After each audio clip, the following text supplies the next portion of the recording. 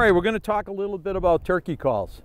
Turkeys make almost 30 different vocalizations. You really only need to know a few of them, and you don't have to be an expert caller. I'm not an expert caller, but you do need to know a few of the sounds that they make and the calls that they make.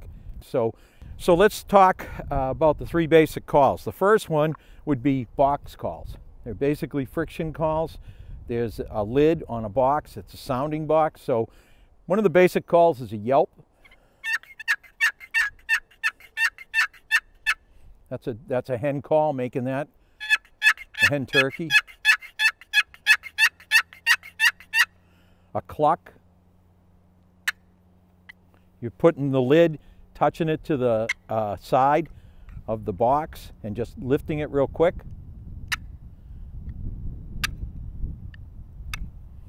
And a purr is bringing it across real slow. And they all mean different things. All right, these are pot calls, slate calls they're called. But find a good spot on your striker and practice.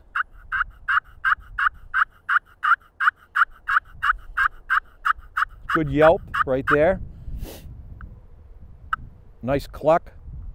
I am pushing some pressure on there when I do a cluck, because then I want to bring it up real quick. That cluck is saying, here I am. And a purr.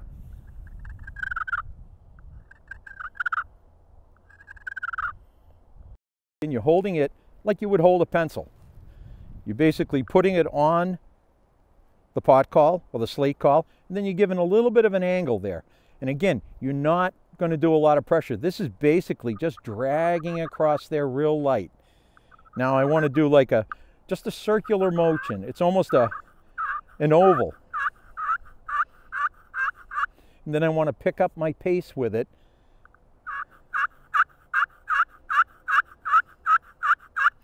You're going to have to find on the slate where the sweet spot is, we call. And that's where you'll get your most sound. Because it's an instrument, you don't want to hold it like this. That's going to deafen it. This is where the sound comes out. You want to hold it and cradle it like this.